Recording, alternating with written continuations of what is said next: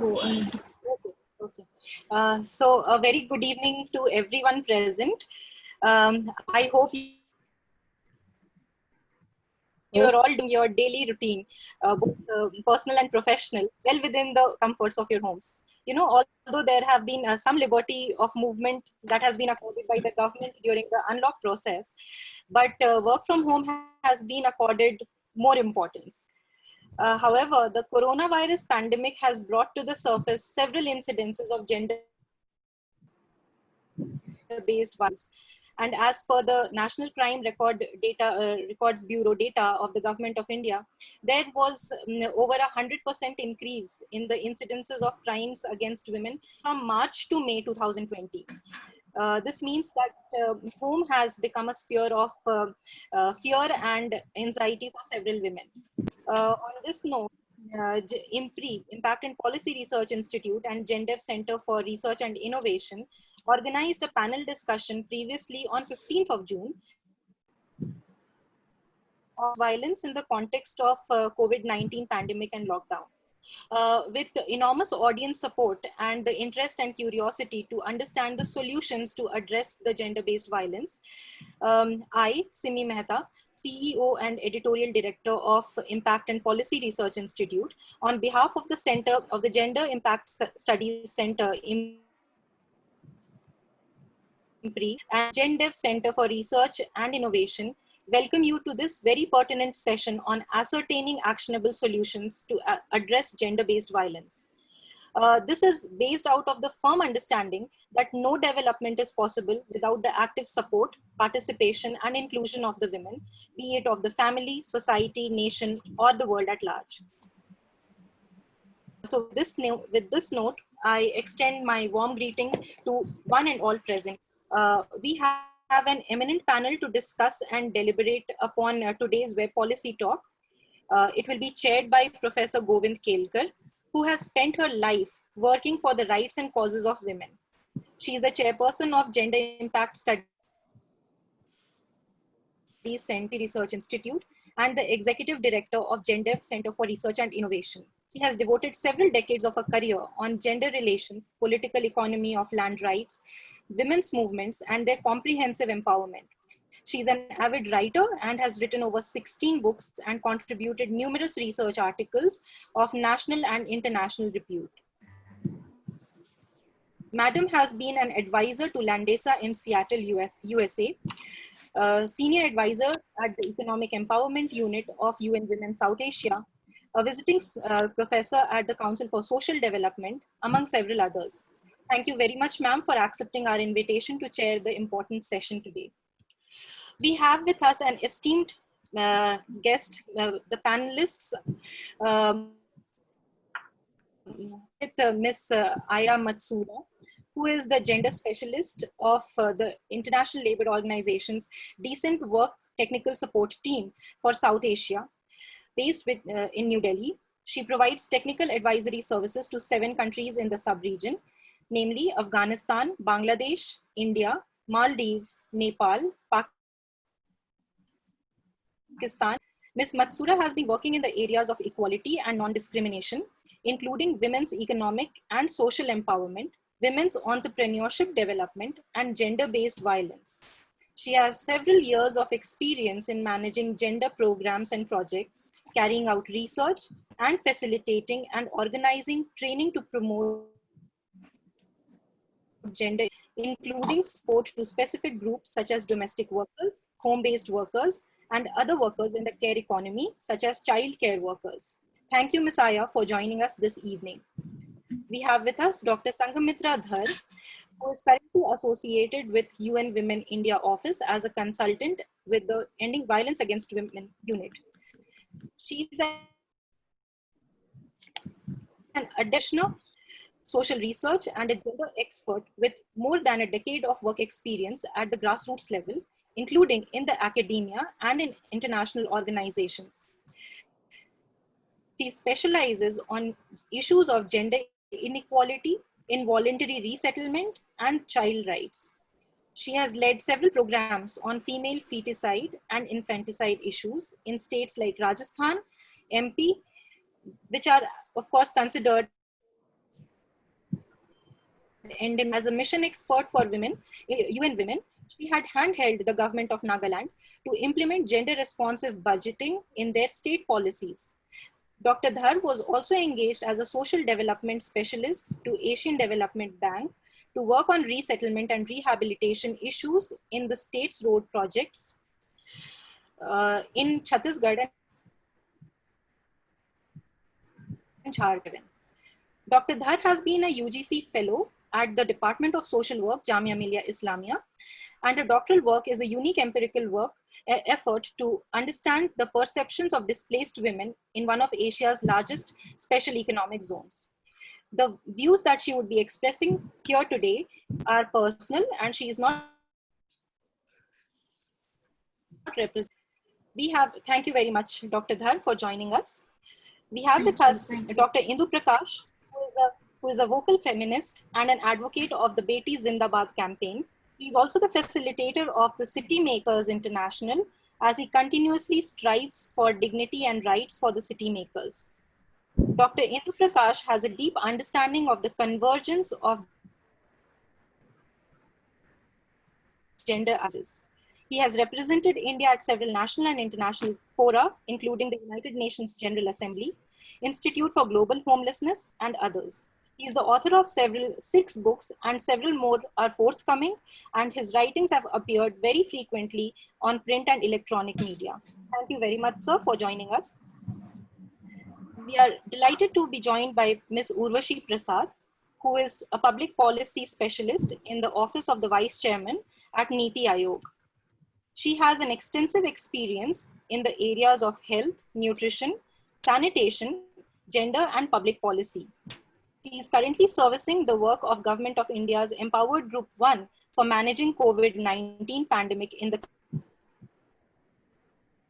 country. Urvashi is a member of the task force for overseeing the implementation of the Sustainable Development Goals in India, and has co-authored India's first voluntary national review presented at the UN's high-level political forum on sustainable development in 2017. Ms. Urvashi is a member of the World Economic Forum's expert network of the World Economic Forum's Global Shaper community.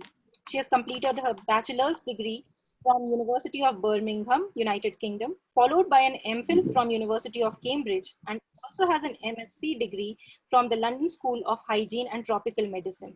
Thank you very much, ma'am, for your presence and participation. The discussant for today is Professor Balwant Mehta, who is the research director at IMPRI and also a fellow at IHD New Delhi. Dr. Mehta holds PhD in Development Economics from Jamia Millia Islamia University. He has written 5 books and contributed over 4 dozen articles in reputed national and international journals on employment, poverty, child well-being, and information and communication technology on development, human development related issues. He has received several national and international fellowships for his academic work, such as AMPRI International Fellowship from Spain, Research Fellowship, Emerging Researcher from IDRC Canada, and a postdoctoral research fellowship from ICSSR New Delhi. He is an avid writer and writes very frequently in magazines, blogs, and newspapers on contemporary issues. Thank you, sir, for joining us today. I now invite Professor Govind Kelkar to flag some of the issues and set the tone for the discussion today of the session. Thank you very much. I welcome you all.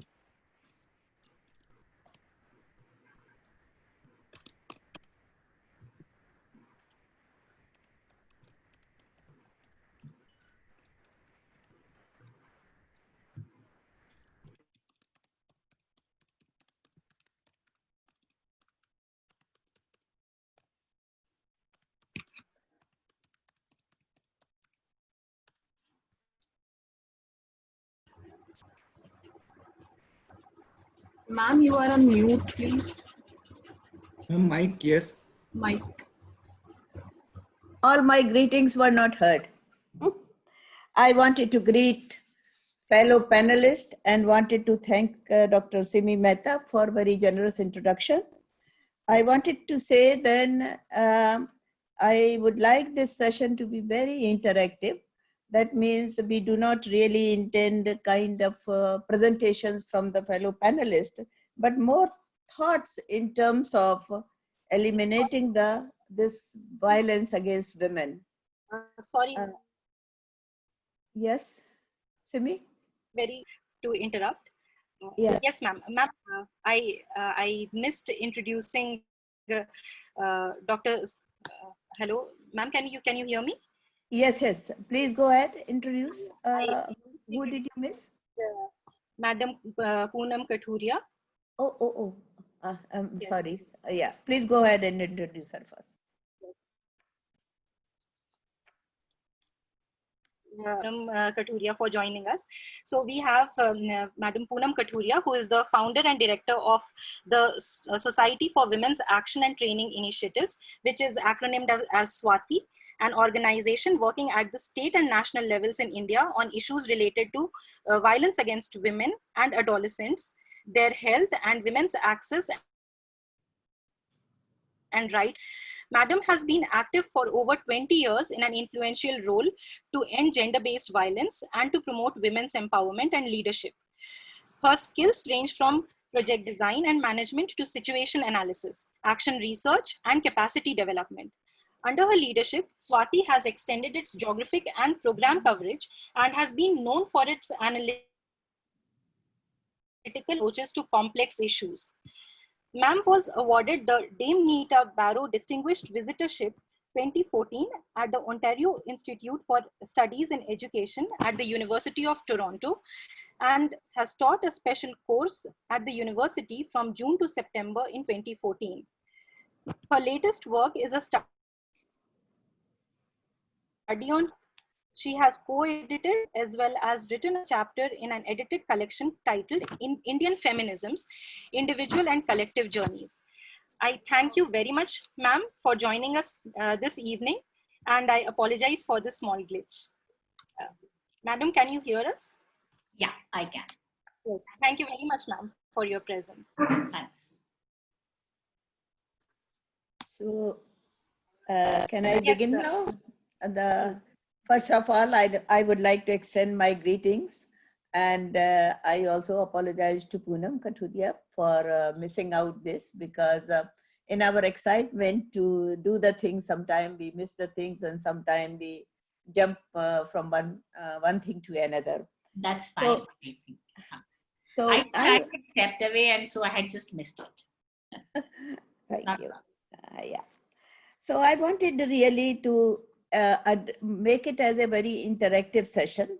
In terms of that, I would raise some issues, 4 or 5 issues, not because of they are the limiting factors, but just to facilitate the discussion. So by no means they are just a kind of guide or facilitate the factors that we can discuss this. What we are really addressing, or we are trying to understand what can we do in looking at this intersecting crisis of violence against women during the time of coronavirus. This is because the violence globally has increased, but it has more increased in India, and that is the cause of concern, because we also know that women have a lot of unfreedoms in India. And so I'm not surprised as a researcher probably that when the violence, domestic violence is intensified.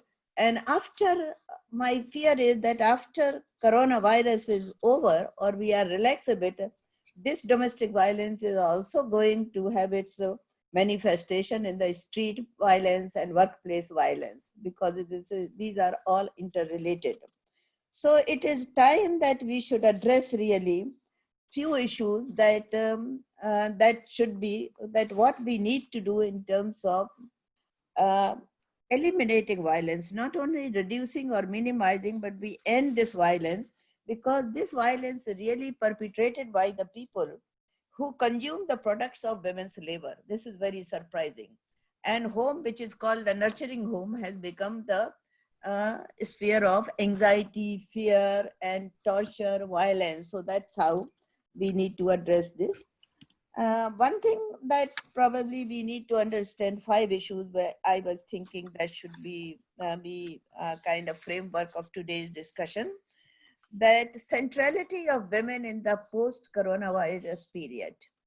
And I think post-coronavirus, I think tomorrow or today kind of thing itself that I'm thinking it is on the receding kind of phase. We assume that it will be over one day or we have to live with coronavirus.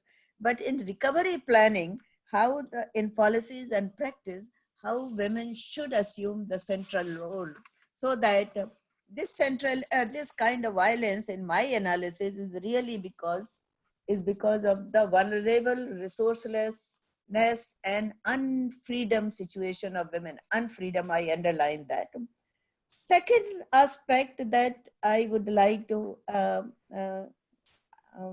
discuss here or with your efforts is what can be the measures of financial and economic independence for women, because they are totally economically, they are dependent on the household or on the heads of the household, and that's why this violence takes place. That means I have done a lot of work in my life on women's land rights and housing rights, and it has been pointed out by other researchers also that if women have the housing in their names, the violence is nil, almost nil. And similarly, it applies to unmediated rights of land. I'm not talking of the joint rights where actually there is not much change. So how can we have the innovative partnership with businesses, organizations, the government agencies that we come together so we can build a system in which women have financial and economic independence and unmediated right to these resources so that they become independent beings or in real sense the citizens. Third issue I would like you to flag here is the women's autonomy and agency. How do we strengthen or increase women's autonomy and agency backed by economic and financial measures? Because the law itself is not enough. We have the law since 2005, anti-domestic violence law, but we all know that it lacks implementation, and there are reasons why it lacks implementation.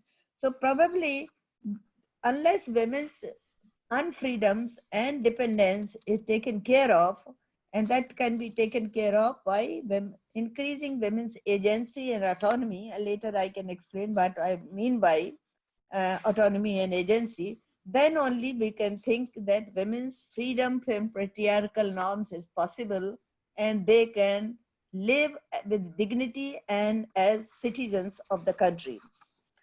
Fourth issue is really that there should be or how there can be effective implementation of the 2005 anti-domestic violence law. In the sense, it is a very progressive law, but it is completely failed in terms of dealing with the violence against women within home and outside.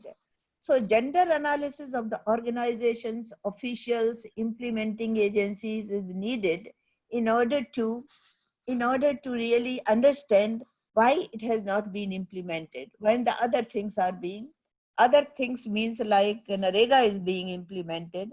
When we want to give the message about coronavirus, that is being implemented. But why there has been a failure with regard to the anti-domestic violence against the violence against women in legal, as a legal measure. Lastly, there are other issues, but I'm just talking the major points. More important is really addressing the unpaid care work and housework of women, which is understood to be as the national planning and also in the SDGs for which our governments have committed.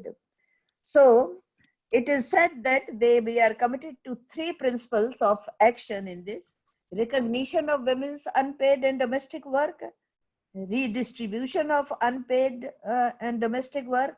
Recognition means it has to be recognized as work, like other paid work is recognized. and it has to be redistributed between men and women, between all adults who live in a household, and reduction with the machine and state measures. Only then we'll have the freedom and freedom from the violence. Because gender analysis of India points out that there is a close connection between the increased care work of women during coronavirus and increased violence against women. Some of the case studies that we have come across really talk about that children are crying, so woman is being beaten up, that she cannot manage. Oh, I'm feeling frustrated because I have lost job as a man, so I would resort to violence against women. So these are the things that really no longer kind of tolerated. I mean, nobody start beating one's boss or one's superior when they get frustrated, but because you can afford to beat woman, so you would say that, okay, I was frustrated, so I started beating her. So probably recognition, redistribution, and reduction of care work is very, very important as a civil society and as practitioners, as researchers, as government agencies, and as development partners. That is our duty, how to put forward this agenda, which is already on the scene. Thank you very much. I think I will not take so much time. I would really now, Simi, with your help, I think we can ask who would be giving one's thought earlier. First would be the go. Because it's interactive, so whether we can, if you want, we can call out the name, or if you are ready to talk, we can talk. Yes, ma'am. So we can follow the order that has been okay, that would be good. Listed in the yeah. By your permission, can I invite on your? Yes. Okay. So thank you very much, Professor Kelkar, for giving out your inaugural thoughts and setting the tone. And I hope the panelists would definitely be interact. They would raise important and pertinent issues based on the points that you have raised, and of course their personal perspectives as well. So with your due permission, I would like to invite Aya Matsuura from ILO to make her inaugural remarks. Great. Okay. Hi, thank you, Simi, and thank you, Professor Govind Kelkar. It's very nice to join this webinar today, along with very esteemed speakers. Thank you very much. I think Professor Kelkar mentioned really a wide range of gender issues, so I won't be able to address all of them, but maybe I will start with a simple question which would not be easy to answer, which was what can we do to eliminate violence and harassment? And then to do that, I also wanted to introduce the new ILO convention and recommendation in this topic. I don't know if you're aware, but last year at the International Labor Conference, a new convention and recommendation on violence and harassment in the world of work were adopted. And this is really historical in a sense that it is really the first international instrument that addresses violence and harassment comprehensively in the world of work. As you may know, there have been international instruments like CEDAW that talk about discrimination, sexual harassment, or other international instruments that talk about violence against women. But then often they were not comprehensive, especially when it comes to the world of work. So this convention was really innovative and also new in a way that it really covered all workers and all context and then world of work. This provides really good framework for all nations if they want to improve their national laws and policies and institutional mechanisms to address violence and harassment in the world of work. And this new convention also makes a reference to domestic violence. So domestic violence, traditionally, it's kind of treated as a personal matter. Often people did not want to intervene, but having a reference on domestic violence in this convention that talks about violence and harassment in the world of work, it is a sign that world of work actors in terms of government, employers organizations, and workers organizations, they recognize that domestic violence has negative consequence in the world of work. And world of work players like government, employers, and workers, they have important role to play to mitigate the negative impacts of domestic violence in the world of work. So really this provides comprehensive framework. So when we talk about comprehensive framework, this convention and recommendation, it really protects all workers, whether in the formal economy or informal economy, or whether in rural economy or urban areas, all contract types. So this is also a good reference point, because often when we look at national laws and policies, the protection may be limited to those people who are in the formal employment. So it is really important as national efforts work towards protecting all workers, they extend protection to everyone in the world of work. Informal economy workers like domestic workers, home-based workers, agricultural workers, self-employed, really everyone. Also, when we talk about the world of work, the scope is also broad. Traditionally, also when we review laws and policies, the protection may be limited to traditional workplace like office context. But this convention really covers the world of work situations, including even commuting to and from work, or a place where workers operate work. So it could be also home, which has become the workplace for so many workers during this COVID-19 crisis. So this means, again, when we work on developing or strengthening national laws and policies or institutional framework, we need to take into consideration a possible really wide scope in terms of protecting workers from world of work. So home is very relevant in this context, COVID-19, because many people are at home, and then we hear also increased cases of domestic violence. We may also need to, intervene or carry out activities to prevent violence in terms of cyberbullying, because a lot of things are happening also online. So really the world of work context is evolving and changing, but this convention and also recommendation are prepared in a way to really adapt to suit to the evolving nature of world of work.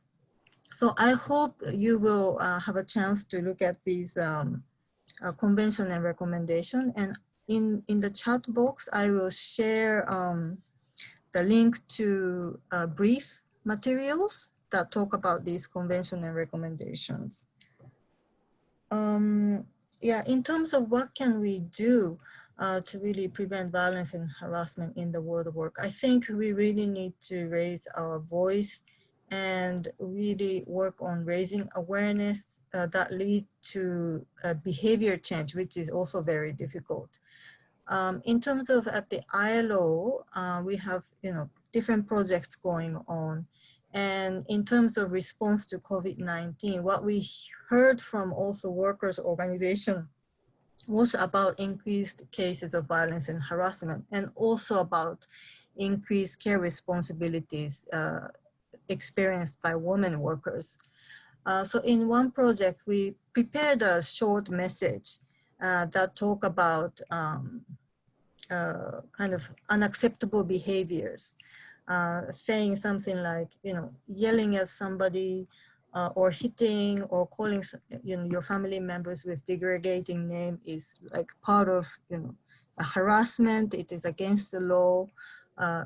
You really need to, stay strong as family. These are not acceptable behaviors. So, respect each other. So we didn't mention about the word violence, but we use the kind of actions that should not happen at household level. So from ILO side, we are not a humanitarian organization to provide response directly. So we really thought, what can we do to respond and to contribute a little bit to this situation. So we prepare short messages like that. And on the message, we also talked about promoting sharing of household responsibility at home. So we talked about, cooking, cleaning, are these chores still left to women only? As a family, you need to stay strong, and, strong family, they help each other. So, we sent a kind of easy messages like that through trade unions. So those are some of the examples. And in terms of preparing for kind of return to work or post-COVID-19 period, which we don't know when we will have in India, I think it's really important to invest to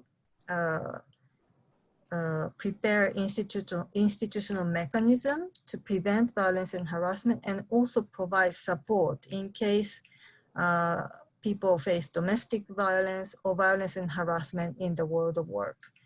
I think, as Professor Govind Kelkar mentioned, many actually South Asian countries, they also made progress in terms of improving laws and policies. But when it comes to implementation, this is where investment is not enough. There is not enough human resource, there's not enough budget allocation, not enough activities to raise awareness. So we really need to advocate for better investment in this area. And also, I think important to advocate, invest in really care economy. Not only to really address women's unpaid care responsibility, that's also very important, but also we can promote care economy as a sector that can generate jobs. I think anyway, people will need services in terms of childcare, elderly care, and then currently those people engaged in these professions, they are not recognized as workers in most cases. And when they receive payment, that's often lower than minimum wages. So I think we can, by investing in the care economy, whether child care workers, domestic workers, elderly care workers, they can improve their skills, they can professionalize, they can promote jobs. And then also it is good for the future of India's children as well as elderly. So I think this is where we can really need to, discuss a lot and try to get attention of the policymakers to get more investment. Thank you very much. Thank you so much, Aya. That is a really wonderful kind of thing. It is important now for the policymakers, and we should have the advocacy on this point, that how home has become a workplace. And that is very important with regard to, because everyone tend to accept, if not entire work, a large part of the work is going to be done at home, even in post kind of COVID situation. So now some kind of code is necessary, code of behavior, code of respecting each other, and it may be part of the kind of it is really like a labor code. I mean, that would be the kind of is important. So the new definition of the home and family needs to be need to be addressed, and probably this is a very important point that you have raised, because so far the critique of home has come, but home has become now the place of work. That is a very, very important point, and we need to invest in this. And that's how the care, and second point that I got very interested in also, that we talk of reducing the care work, not only with machines, but it needs to be really more promoted in terms of people can both, women and men can share, because ILO produced this most scandalous report about India, which wherever I go, they say that, oh, the men work here in less than half an hour. In India, what do? They don't do any kind of work. So this kind of data is very, very important. Thank you so much, Aya. Really appreciate. Simi, the next one on the line, I don't have the this thing. That's why I'm falling back on your request. No problem. I'm here. So thank you, Ms. Aya Matsuura. Thank you for your comment. I invite Dr. Indu Prakash to make his brief remarks.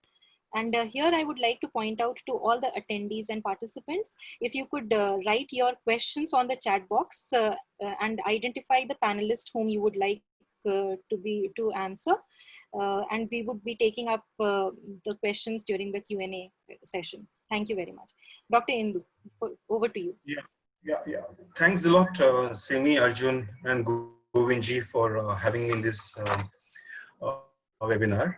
I think there are very important points mentioned by Govindji and Aya, and also you.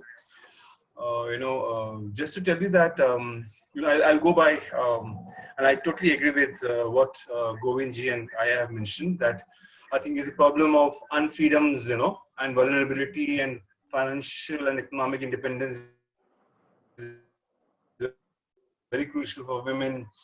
And I will just quickly talk about a particular incident. In fact, it just happened, and I come to that. During the COVID group on WhatsApp called No Violence Against Women, which was earlier No Beating Women Ever.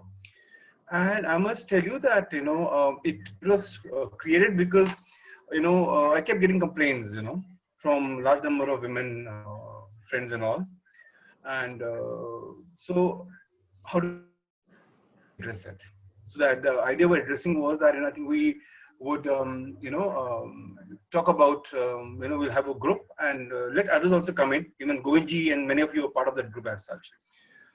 So I must tell you that I think I would mention the names of the concerned survivors and all, but we started getting a large number of complaints coming in from friends who maybe would have never disclosed it, just because we had a group like that happening, that they all started saying, they started calling me and saying that, sir, this is the problem with me. Somebody moves out of the house, somebody moves out and comes back.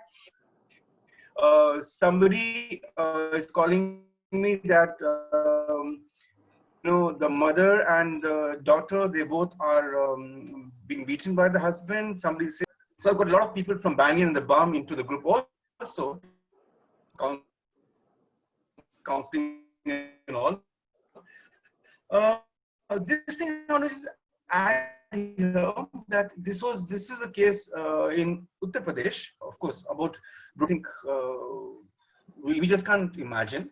They can go to any extent as such, And one thing which emerged strongly was that how some of the fathers have been beating their daughters mercilessly. There was one instance where the day before yesterday, there was a father who bet his daughter, had beaten her black and blue. I got the pictures of her, being beaten badly. And that was the time when, I must share that for many of us, we were looking for organizations, say in UP, the organization in Kanpur, I think, which is there, was not responding. So, what do we do? So, thankfully, I got a contact of a senior liaison officer, and I must mention Renuka Kumar is handling the Renuka this thing. And she just wrote back saying that, don't worry, you'll be taken care of. And by morning, she had sent the message to the police there. And the police got very active there. Okay, this was the SP there, Aparna Gupta. But the problem was, that, the way the police is, they're the most uncouth people, especially the constabulary, the way they started talking to these girls who had reported about this, girls of 18 and 21 years, So the thing is, even if suppose they're able to complain to the police and to the NCW and to the, commissions in the state, I think the response at times, it's negligible. But here, at the higher levels, but again, it took us time to get the contacts. It's not easy at all, And you won't believe, I started getting calls from this girl that, sir, please ask the police to go back because it's going to create problems for her. This girl will be beaten further by her father. So maybe the panic buttons that I pressed that moment, I had sent messages to SP Kanpur yesterday. One good thing which happened was she herself went to intervene in the matter. She went and spoke to the girl and her mother and her mother's brother, Mama, and told them that there's no fault of theirs. They took the father to the police station and warned him strictly, dare you touch your wife and your daughter, we are not filing a complaint against you because the family doesn't want to file the complaint. We are leaving you this time, but next time when it comes, anything happens, we will take strict action. I also got a call from the one-stop crisis center in Kanpur. Somebody called Ankita called up. So all of a sudden, these all groups got very active. So my concern really is that if these groups are there, one-stop crisis centers in all, maybe it must be in all the districts of the country, where are they? Just because maybe we were able to press the right buttons, we were able to reach the right person. How many of us are able to reach them, by the way? Senior IAS officers or IPS officers are difficult to reach. Good stars, good connections that we are able to reach, maybe because of the work that we've done in the last so many years. We have got right people and all that. But maybe this is not, a proper way to function. The thing is, why isn't that every person being told that, listen, as even Aya was saying, Matsuura, that, domestic violence looks to be, seems to be a personal matter. But in the feminist movement, women's movement, we have said personal is political.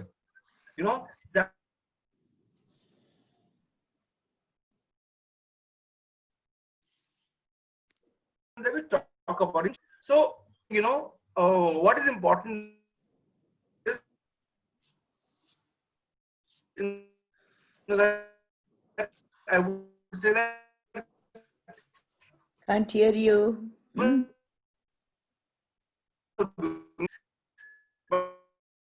Sorry, your voice is breaking. I think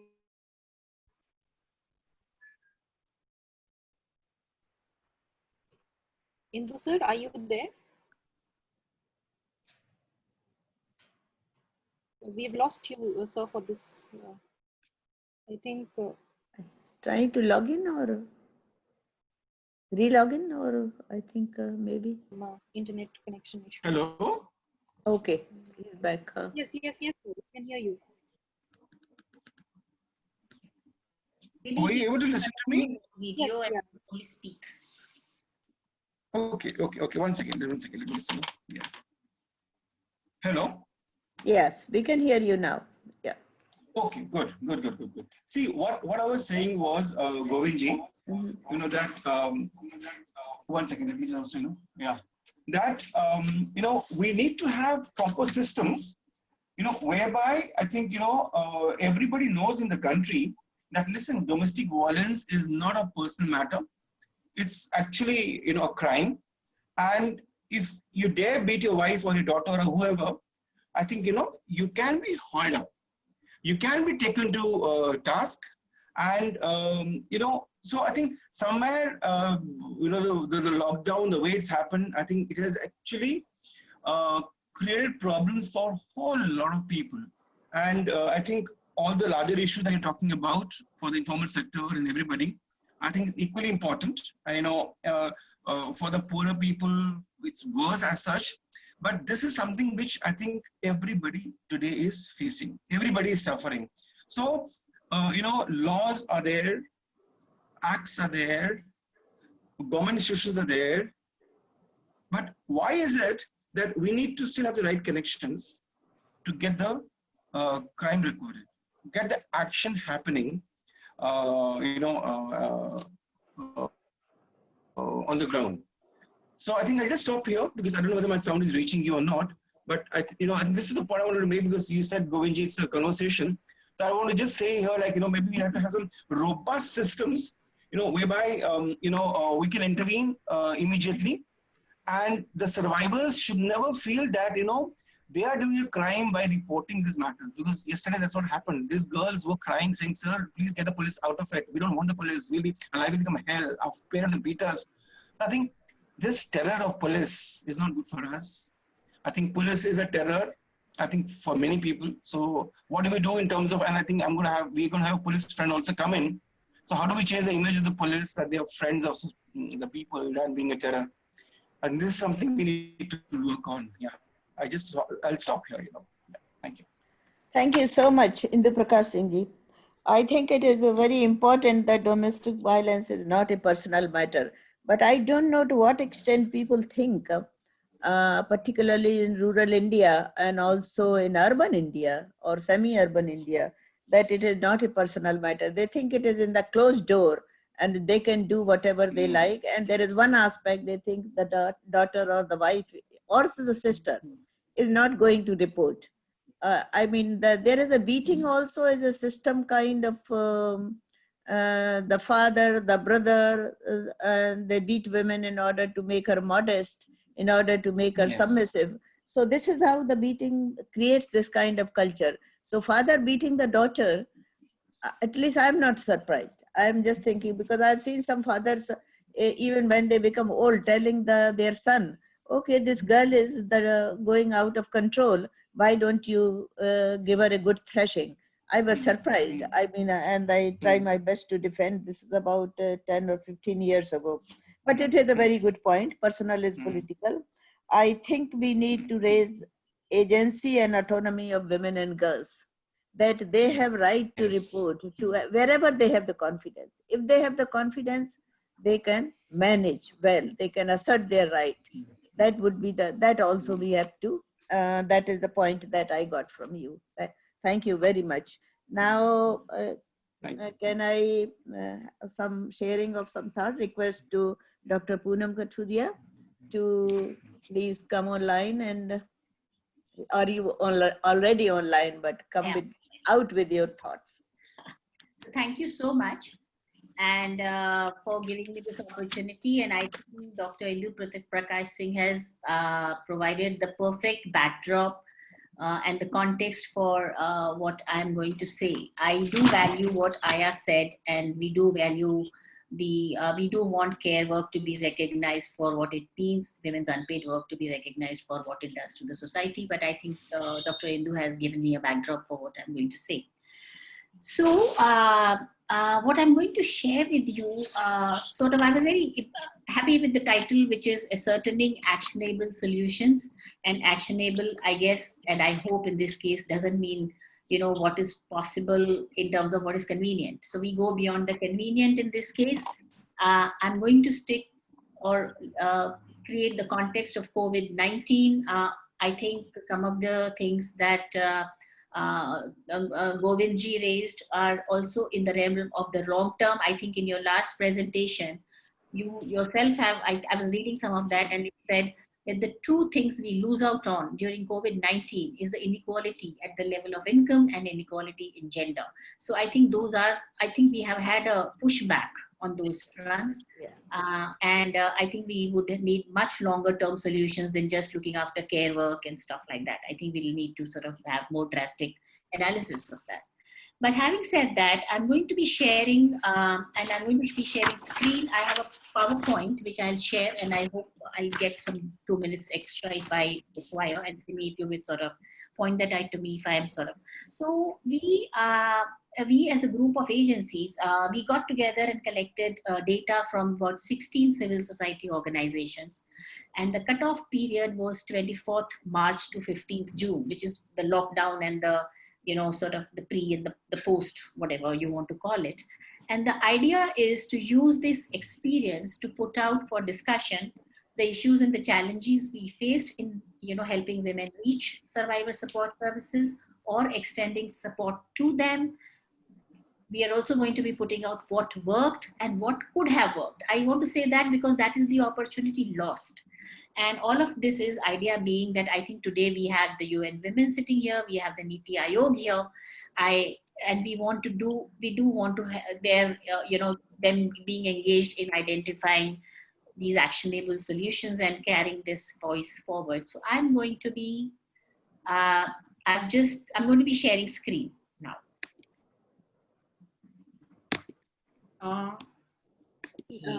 One second. Jessica, if you could make Poonam ma'am the host, she would be able to share the screen. Can I? That better? Yeah. Can you see my slide? No, not yet. You can start sharing now. You are the host. Can I see? Can you see now? No? No. Give me a minute. Yeah.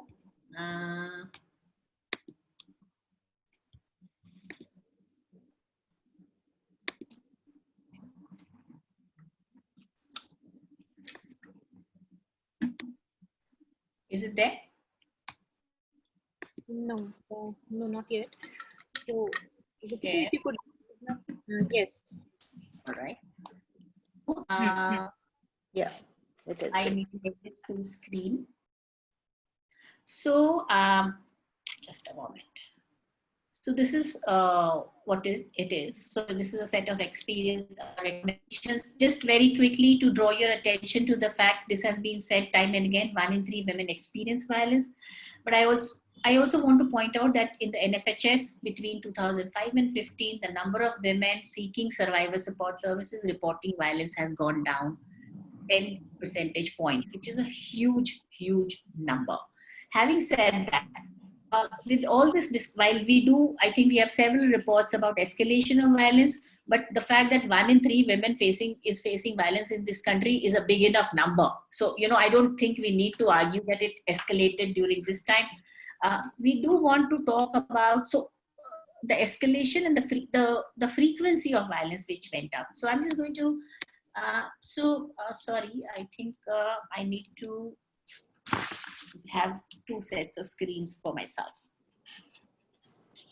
So the nature of public health strategies to counter the pandemic, such as lockdowns and quarantine, poses specific challenges for provisioning of services, as survivors of violence against women may not be able to access services due to restrictions on movement and shutdown of facilities. At the same time, it is known that violence against women tends to increase during all emergencies, including epidemics. We have evidence from even epidemics like Ebola crisis and all that. We have reports from the National Commission of Women of doubling of violence cases which reach them either through email or through their WhatsApp. We have reports from the 181 helpline services in Gujarat where the councillors have mentioned that the number of cases that they received in February as compared to what they received in May is doubled. So they said that they received a phone call every 10 minutes. So this is, I'm just putting out this data out for us. So we have civil society organizations in India who responded to this crisis by re-strategizing the provisioning of support services for survivors. It's suddenly like people said, I think somebody just mentioned that the workplace is now, the home is now the workplace. Similarly for us also, suddenly we were operating from home. I mean, wherever we were trying to extend services to survivors. So we approached 16 civil society organizations, women's groups essentially, and they have given us this data. And you can see the states that they are: Uttar Pradesh, West Bengal, several others, 14 states and 21 districts. We also have 2 metros of Delhi and Mumbai, which is not mentioned here. So that is where this data that I'll share with you is coming from. So number of survivors was over 3,000. It's not mentioned here. I just removed that figure. But the total number of survivors handled by these 16 organizations was 3,000 plus. Reported increase in numbers by 20% to 68%. What we see was that there were organizations who publicized their helplines and services. There was a hike in numbers approaching them, women approaching them. Wherever there was, and others have also mentioned that they had a reduce in numbers of people approaching them. So I'm just saying that's the kind of data. At SWATI, we have data to say that between February and compared to February, the number of cases coming to us have gone up by twice. So what is the strategizing? It was we moved to telecounseling, phone helplines. Organizations reported that they gave their village level leaders mobile phone allowances so that they could reach out to us very easily, or they could connect women. Online, we had to train staff on online phone counseling. So that was a special skill. We followed up with survivors to inform them on services, and we also followed up with frontline health workers so that they could in turn inform survivors at the local level. Ashas became a very, very key point where they were reporting to us, they were referring survivors to us. So what happened? Effective advocacy by CSOs. We have National Health Mission declaring in Maharashtra and Haryana that OSCCs will remain functionals. There was a policy directive. In Rajasthan, there was a policy directive again for one-stop crisis centers. In Assam, with Men's Health, Northeastern Networks help, they managed to even get across standard operating procedures for the government during COVID-19 time. They have just set up a committee task force, which will now look at these standard operating procedures in operationalizing them very soon. So I thought these are the kind of actionable solutions that we should look at also, because they actually could happen. How did we disseminate information? We disseminated through WhatsApp, social media, radio, TV, or outreach by organizations, and also in rural areas engaged with women's collectives and Gram Panchayat members. That was the only way, one way of reaching. Mostly by phone, but there have been email and Facebook and Twitter, in person, particularly wherever we had hospital-based survivor support service centers, somehow women could reach. SWATI runs hospital-based survivor support service centers in 4 hospitals, and we had women coming to us whenever we were open. Forms of violence, I wouldn't go into it, but I think cybercrime has been mentioned, but a lot of women mentioned forced eviction during lockdown. Women faced homelessness. They were thrown out and had nowhere to go. Transport was not available. Shelter homes were not taking. So I'm just saying the level of distress of women was very high, because in several places services were distant, not available to women, and transport was not available. And women were scared. I mean, there was fear of infection, of course. That was true even for the CSO workers. Interventions so safety plan was an intervention. Police was a very important intervention, because they were sort of very close by all the time. They were like within, they're there at the block level, they are there so close to women. So coordinating with the police for filing FIRs, transporting women was a thing. Providing medical support if women faced injuries, or if they were MTPs, or women needed abortion or any other services. These were given. In rural areas, providing support to COVID-related patients in terms of if there was overcrowding and there was lack of access to beds or even transportation. I'm sorry.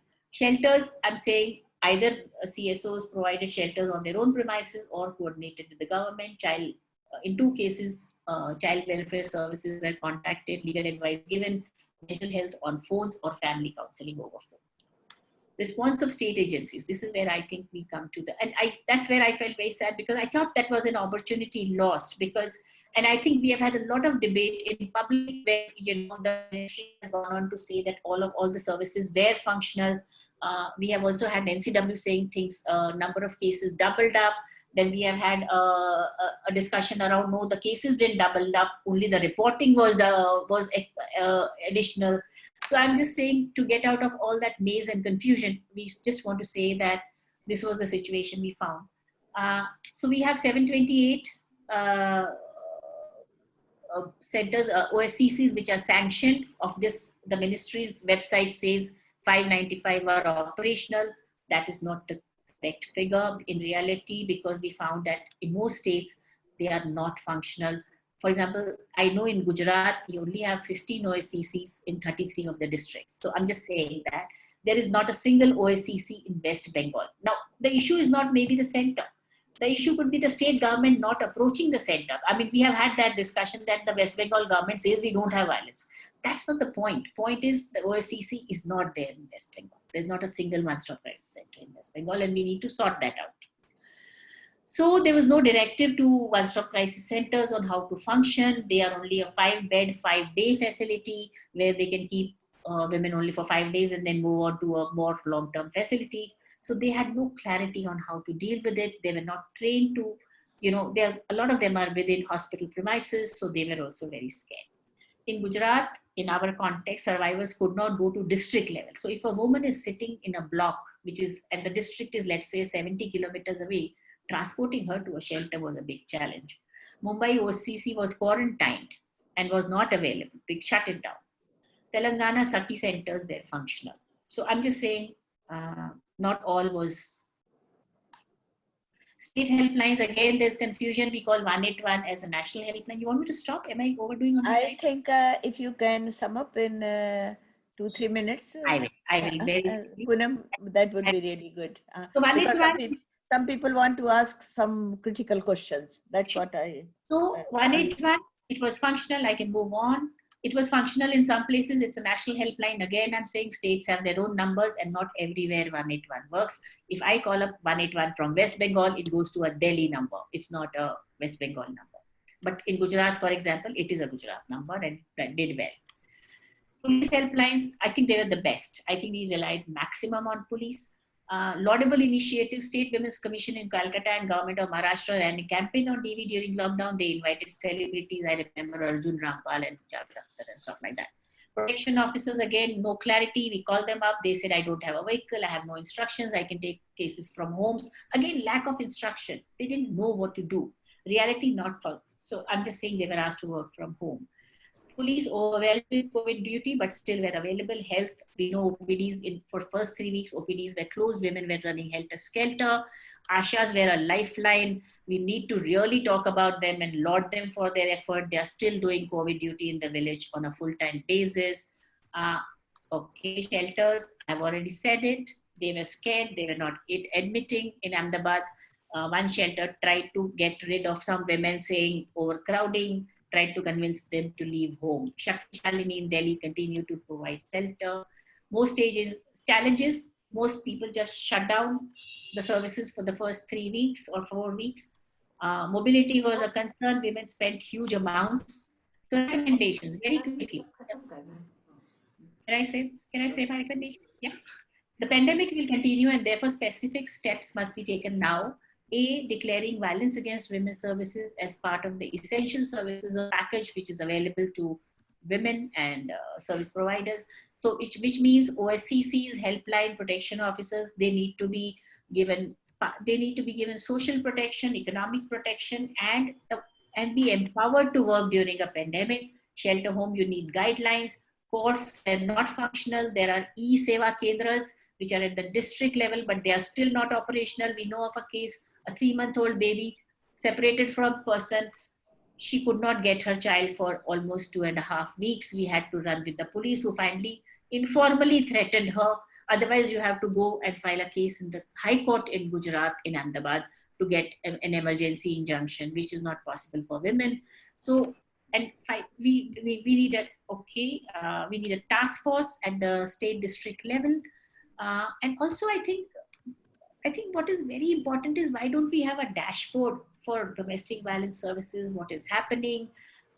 What is the status of these services on the ministry's website, on the Niti Ayog's website, the way we have for the SDGs and all other parameters. So I'll stop here. This can be shared. Thank you. And we can go on. Yeah. Thank you, Poonam. You have really kind of very comprehensive kind of explanation of the services that were provided, and luckily some things were working in your area and others. Of course, I have also read a report from international reports about police being as a best practice in India, that feeding the people. But then there are other cases where police has been kind of very brutal and other kind of thing. So this depends only case to case kind of basis that what has been done. That is important. So maybe there are some questions which we will take up later, but let me invite now Ms. Urvashi Prasad from Niti Aayog. Urvashi ji? Or no, Sanghamitra Dhar before that, sorry. Sanghamitra. Hi. Hello. Yeah, no issues. These goof-ups keep happening in a platform, like a virtual platform, and I'm very used to it. So not an issue at all. First of all, thank you to you, Professor Kelkar, Simi, and the team for inviting me to this virtual discussion. And Professor Kelkar, I totally agree with all your views because they are very topical and they are very relevant. And also, heartiest best wishes to all the co-panelists. And indeed, it is an honor to be amidst such a luminary group.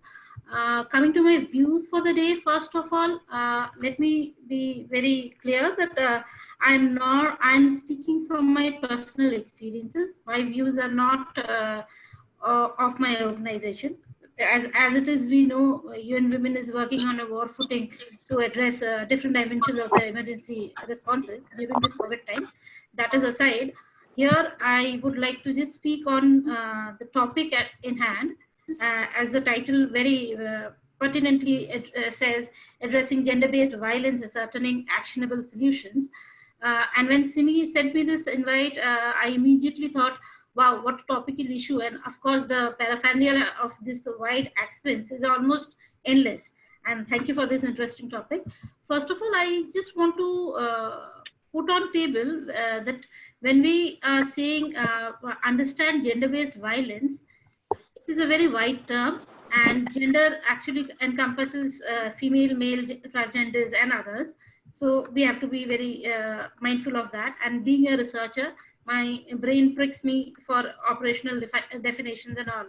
So then comes, why are we looking at that? In the COVID situation, I have an opinion which many a times is a little problematic, but I stand to it that this condition is this domestic violence condition is a pre-existing inequality, and it is just pronounced further now because of the reporting of it. So we cannot say that it's a new phenomena or after a crisis, this kind of things don't happen. It happens everywhere. And it is not specific to just one country, as we have seen enormous reportings on that. So then I come to the nature of it, and we know that this situation got more tantamounted because of the lack of privacy, restrained mobility, and the safety mechanisms. That am I audible? Yes. Okay.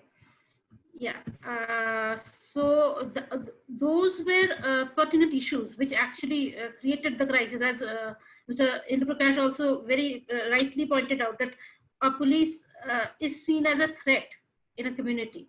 And when you all of a sudden reach there, when a policeman reaches there, there are many other factors that come into action. So we have to be very mindful as development professionals to address this. And broadly, gender-based violence is an issue that is geographical, religion, racial, caste-based connotations. It is huge. So I'll take an example from my own experience of working on the female feticide and infanticide issue. That it was very, very endemic in some parts of the region, which cut across the religious borders and the caste barriers. But when I go to another part of the country, of this same country, the issue is completely non-existent.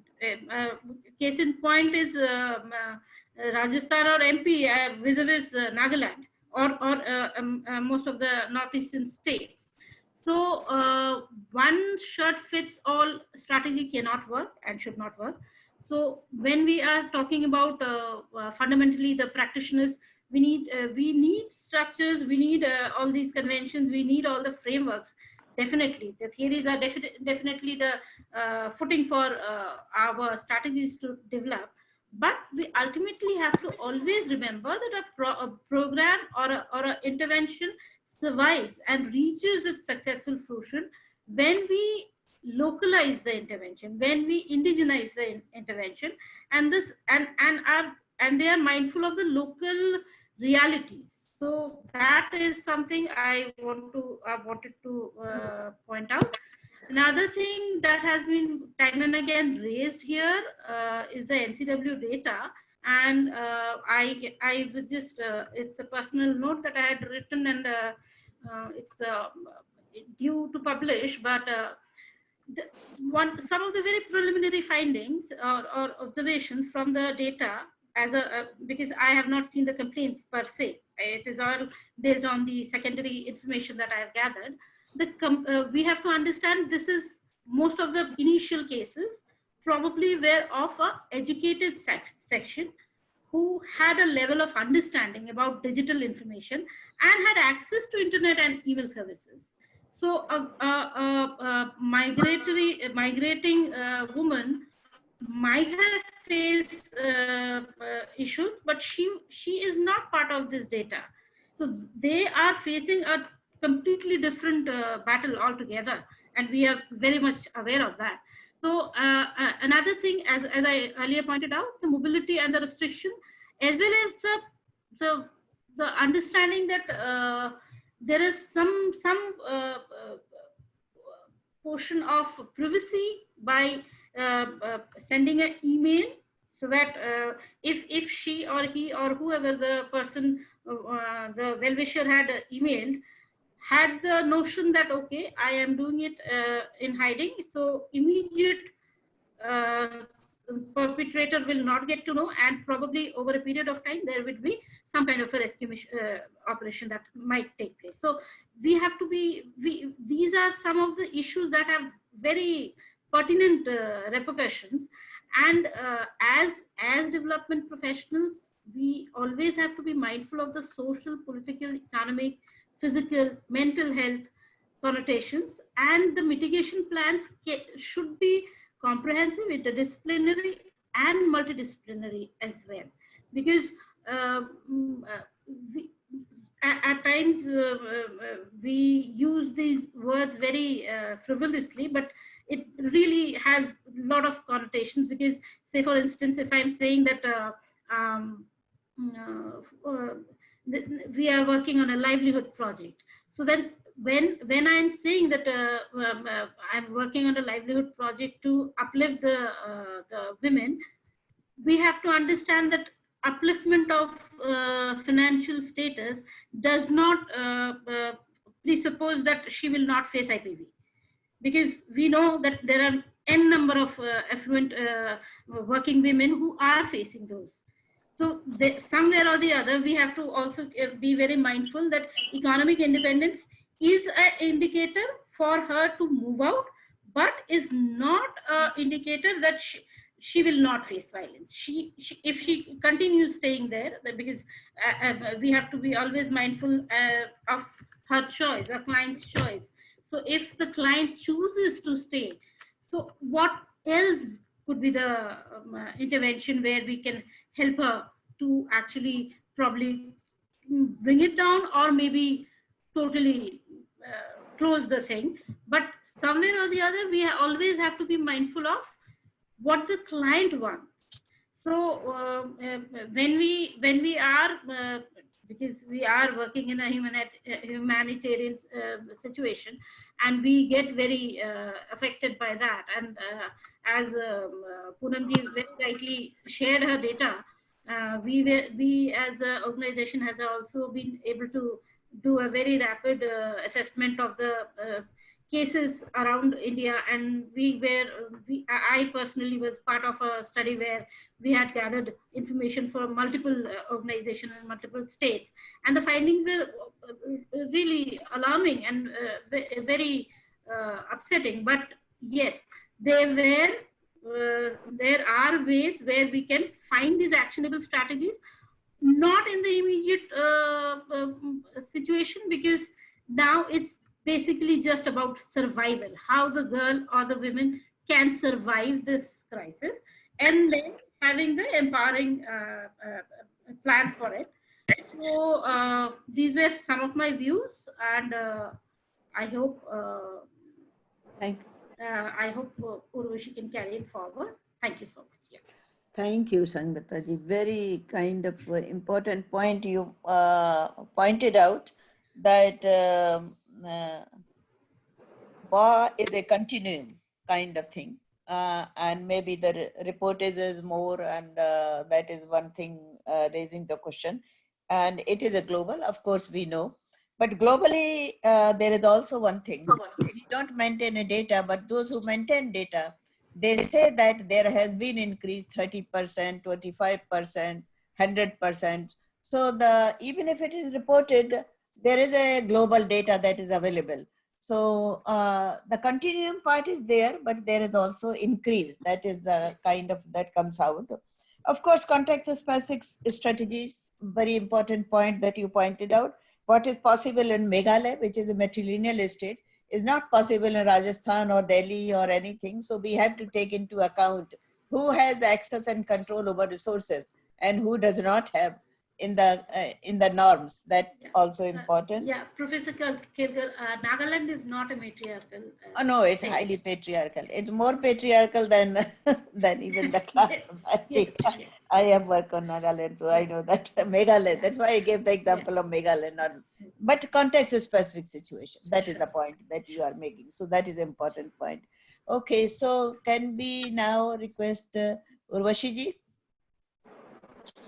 Yes, absolutely. Thank you. And this has been a wonderful panel, and you've already covered all these sort of important issues. So I will just round up with 4 quick points from the policy side. I think the very first one, and this is something that we have been pushing from the Niti Aayog side as well, and hopefully we've had a bit of a disruption due to this pandemic, but hopefully we'll continue to push it forward, is on data. Because, as has come out through different panelists, there isn't any one form of violence that women face. Different types of women are facing different kinds of violence. There are urban-rural differences. There are differences across socio-economic segments. Within urban areas, the kind of violence or challenges that the urban poor women face might be quite different from what women in affluent families might be facing. They all might be facing violence, and we know that they do, but the precise nature of it and the precise challenges around it are very different. Widows, for instance, or women who are single women. So there isn't any one type of violence. There isn't, there's mental versus physical. There's violence which happens in person. There's violence which happens through the cyberspace, and again, that's something that's been highlighted. So we've been pushing for a gender monitoring unit, much like countries like Rwanda have, and other countries which have done well on gender equity in general, within the Ministry of Women and Child Development in particular. Given especially these inter and intra-state disparities, again, which have been highlighted, that while one state, the one-stop crisis centers might be doing quite well, in other states they might not be functional at all. So we need this one sort of central point, and this is a role that the ministry here can play effectively, to have this monitoring unit which regularly collects this data, feeds it back into policy, because that's really the only way we can make our policies more responsive, and have the data collected at regular intervals. So the National Family Health Surveys till now have been very infrequent, once in 10 years. Now we are, of course, trying to increase the periodicity of those and try to, do them every 3 years or so, but it's still not frequent enough. And so we need to do surveys We need to find other ways of collecting this data, because we also know our crime, bureau data might not be the most revealing. There is a lot of stigma with reporting, especially a lot of crimes, a lot of violence we know happens with women, unfortunately, by people around them. Could be family, could be people they know very well. So there's a lot of stigma associated with reporting that. So how do we do, more effective, data collection, gathering, more regular, and really then be able to make our policies, rather than, have this sort of one size fits all approach, which would clearly not work here. So I think that is one major point. The second would be, and I think again this has come out in a lot of what the panelists have said, is we have legislations on paper, but their implementation, and that really comes down to two key aspects of having adequate numbers of people. If we say that we need to have X number of people at a crisis center or in a police station, do we actually have those numbers, first of all? Because I think in many places, even that might not be the case. Then comes the whole quality part of it. Are they trained? Are they sensitized? Are they trained on the newer and emerging types of violence, harassment, bullying that women face, right? In the cyberspace, for instance, that might be quite unfamiliar territory for a lot of our personnel, be it in the police, be it in judiciary, be it in the rest of our legal system.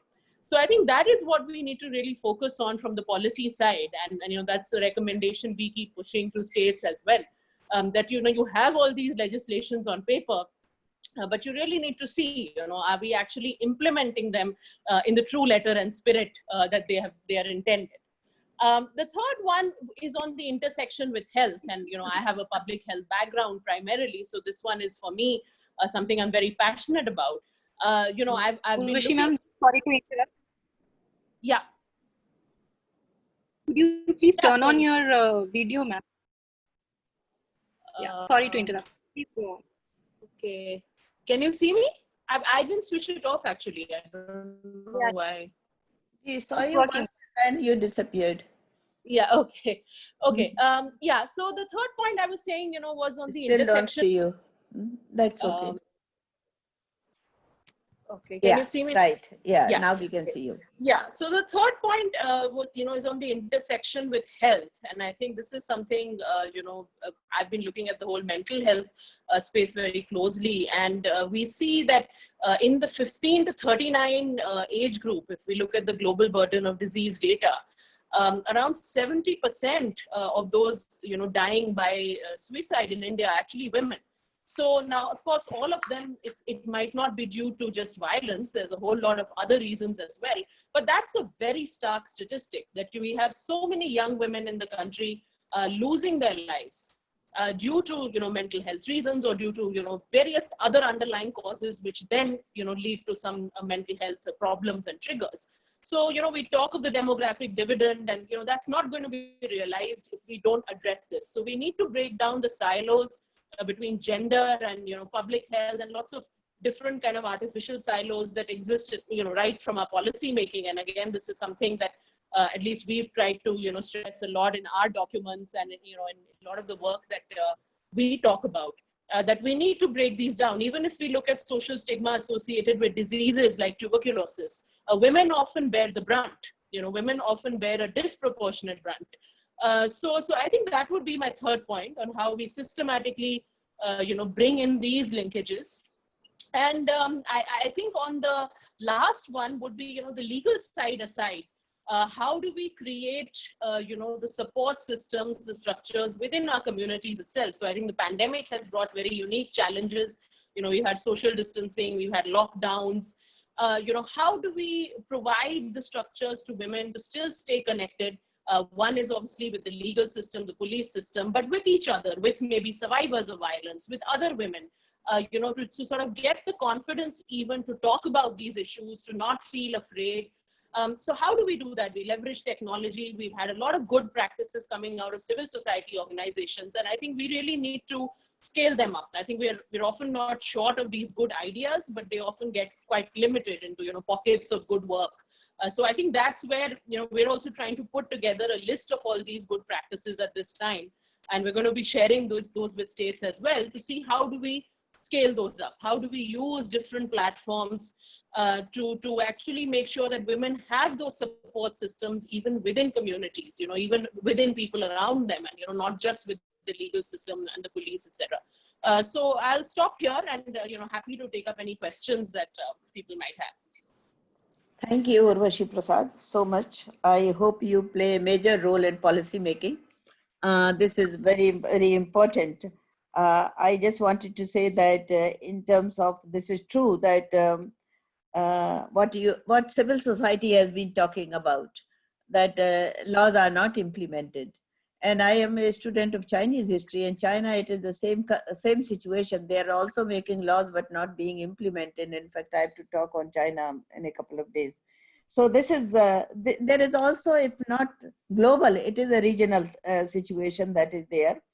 And support system within the community is very important. Community, what kind of community? If it is a gender responsive community and community like self-help groups or Mahila Samakhya groups or other kind of it is there, then there is a community. Then there is another community kind of thing, which is a kind of khap panchayat, the other side of the community, the other face of the community. We have to be careful of that community. We don't fall back on the community. So there are communities, and we have to see that. But definitely we want to take the support of the community.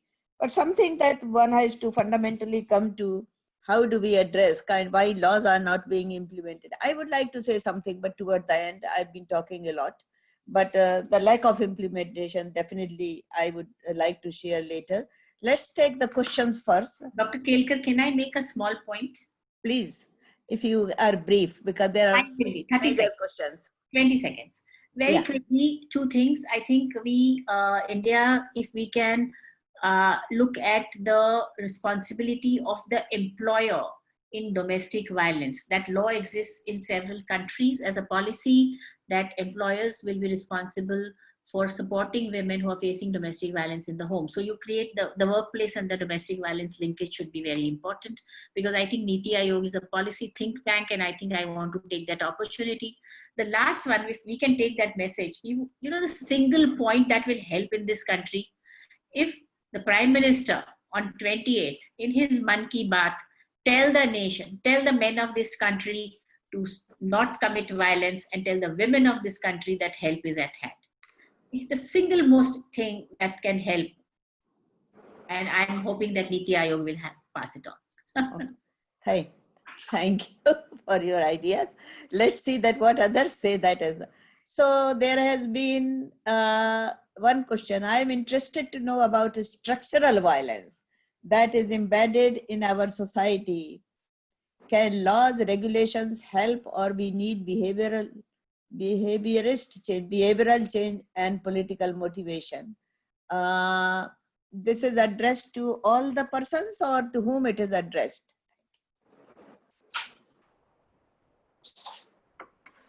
Somebody would like to address this? One panelist?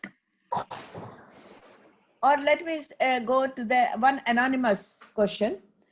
In rural area, most of the landowners are male. Then there is a question from Dr. Stefali Sen. I have a question to ask from Mr. Indu Prakash Singh. I am working as a professor in a college, and one of my younger colleagues had to face domestic violence but was afraid of reporting the message because it will bring bad name to the family. What is the solution? Can we start with the Indu Prakash Singh? Dr. Indu Prakash? And then I'll come the rural areas, those who want to address. Yeah, I think quickly to just say what Shefali is saying. I want to say that 1 second. What is it? 1 second. I don't know. Should I read it again? No, I got the question. You have the chat. I think there was an echo happening. Yeah, there was an echo happening. See, what I'm trying to say here is, that this entire thing about bad name and good name is a ploy which our patriarchal society dins into the heads of women as such, And it's very important that we give up this thing of blame and name and shame and all that. As we said, personal is political. So by raising the issues of violence, by raising the issues for the rights of every person, I think even if it brings a bad name, doesn't matter. We're not here to raise a prestige of the family, which is totally criminal, totally violent. So I think I personally would say here, Govindji, in fact, there is a continuum of patriarchy where at one end you have idealization of women, where you pray, you worship a woman as a devi, and at the other extreme is the stigmatization that you would call devdasi and sex worker and all that.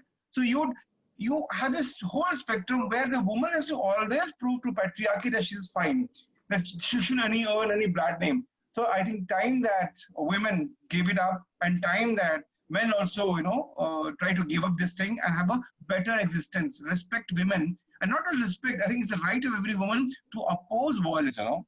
So I would end here saying that I think let us give up this binary of good and bad. It's a question of just talking about it, opposing violence. Okay. Yeah. Thank you. What are the other questions? This is the one is that in rural areas, most of the landowners are male. Do you think it could become even more tricky to handle? I think traditionally... Who would like to address? This is Poonam, and I'm trying to answer that. Okay, Poonam, please go ahead. So, we as an organization, and I think there's Maqam, there are several women's groups. You're absolutely right. Most land is in the name of the men because we do not believe. That's not just true for rural. I think even in urban areas, how many women have property or assets in their name, because we believe that women move on into the other house. So any property which is only movable property is given to them, and not property but just objects. So that is the case with this thing also, with land also. But I think there are several groups which are now working on the issue of women and land rights, which includes agricultural land. And I think we are seeing a decent amount of success there. And there's a shift, not big, but we definitely see winds of change. Women are being recognized as farmers. We have a term called Kisani, Mahila Kisani, and we are recognizing women as farmers and contributors to land. Thank you. I would like to add a footnote, because all my life I have worked on the women's land rights in India and China. Now the question is that if there are researches, not my own, I'm talking other researches, if land and house are in the name of the women, then minimal violence or there is no violence. Nobody tells her to leave the house or beats her, kind of thing. This is the address where women have claimed, even for out of this 2005 least kind of implemented act in Haryana, which is known for wife beating, that those women say, if you raise your hands, I will go out. Some women, not all women, but there are these cases, even a tiny minority, says that if you raise your hand, I am going out of the house and I'm going out with my piece of land. And after that, men have stopped kind of violence. Housing is the most important thing. And that's why it is important to study the matrilineal society. That's why I talked about the Meghalaya when the context situation comes. But government in any of these laws have not really fundamentally addressed the power shift in the relations between women and men. So we go around that they should have the change of heart, they should have the change of this, and we should, the PM should talk about. No, these talks and these strategies have to be backed by economic and financial financial outcomes in favor of women. That we have to, when we are building the strategy, we have to keep that in mind. Otherwise, power relations are not going to shift, because women's dependency has to be finished. Women's dependency, only when they are dependent, they are bound to say that, okay, let him beat. At least I am happy, because I don't feel happy in leaving the house. Where do I go? I kind of think from pillar to post. But if I have the house in my name, if I have the land in my name, if I have some financial resources, I can lead a life with dignity. I mean, it's not women are backward or they cannot think. One has to say that. They can think. But what's the point of saying that I'm beaten up at home but there is no other place where I can go. How long I can live in shelter? Shelters are temporary. So power shift, any strategies has to really address the power shift. That would be important in my view. That is I'm not discussing this as a chair, but I'm discussing this as kind of as a researcher. And there have been, ICRW has done a research, somebody did that, and in which way they point, looking at the right to house, women's right to housing and women's right to land, and it's a linkage with violence. And they found the least cases, housing comes number one, land comes number two. So we have to really look at this kind of how the violence can stop. That would be the important thing in terms of, it's a very long-term strategy. We cannot say that it has increased. This continuum has to stop because we are in a different society. Now, incidentally, that black, what is that, lovely and fair cream, it has made such an impact. Now, company is going to drop the word fair from that, Unilever is going to drop the word fair from that cream. So even business houses are going to respond when there is a large mass movement, because there has been a large mass movement with regard to race, the black. So they will not really address the question of fair. So that is in their product. So market also would respond. Thank you. Now the another question. Govindji, I just want to add here quickly, this question that has come from anonymous attendee. I think first of all, I somehow don't appreciate somebody saying anonymous attendee, but the question which I think at times it borders on frivolity, that do you think it could become even more tricky to handle situations where men are victims of violence? Well, I think, this is again, it's a counterposition that they have, that well, the men at times are being battered by women and men face this kind of a thing. I think if men face violence, they know how they can go and represent and all. I think that is rare as such, it's not a very common thing. We're talking about commonality as such. Two is, I think there was one issue which also came in that, I think it was shared by, I would say, who was this? Yeah, by Poonam ji, that about the shelter stay and all, the tenure for any woman to stay in any distress situation, like when we are talking about shelters for the homeless, which I've been working for the last 20 years, we have made it very clear that these shelters for the homeless, men, women, children, disabled, whoever, is actually 24/7 and for years at length. We are not saying for 5 days, 10 days, because for women, short stay actually is criminal. Where would she go after 5 days? So in terms of policy, I think we need to say for women, especially for domestic violence cases or whatever, for women per se, the stay would be as far as she's comfortable to be here. And the government will have approved policies to allow that for her to stay until she is able to economically fend for herself. Perfectly. She is the responsibility of the state. Yes. As it has happened in some cases, that they have been alternatively given. I think France or where it happened, they have been given an alternative stay. But our government has not really raised this issue. They have been dismissive. We have to face the fact. They have been dismissive about this, that violence has been occurring. And just the helpline has been giving, but nothing more than the helpline. So this is really where the important flaw is there. We have to see that policies also have been flawed, not only implementation. Can I make a... please, go ahead. Yeah, to this question of male-facing domestic violence, whoever this anonymous person is, it's just that we have to understand that that is a phenomena that is gradually coming up. But one of the major factors is there is no reporting of it. So if you do not have a mechanism where you can report it and get it registered, then you do not have an option to go ahead with it on the intervention of it. So first of all, whoever you have raised the question, kindly understand that you have to have an advocacy to actually ask those men to report it. First thing first has to be done is reporting. If you do not report it, it is never coming into the public domain. If it is not coming into the public domain, there cannot be any advocacy on it. There cannot be any policy changes on it. So that is what I believe, and I strongly think that you cannot use this word very frivolously, that what will happen. But yes, if it is happening, kindly do come up come ahead and report. Absolutely. Thank you. Absolutely. I know there have been some cases of where in the Andhra Pradesh village, there have been some kind of men being beaten up by the self-help group members because they were there was so much drunkenness and they were beating Yes. women black and blue systematic. So one day the self-help group members got together and tried to explain to him, and then he said, no, I will continue beating. It is my home.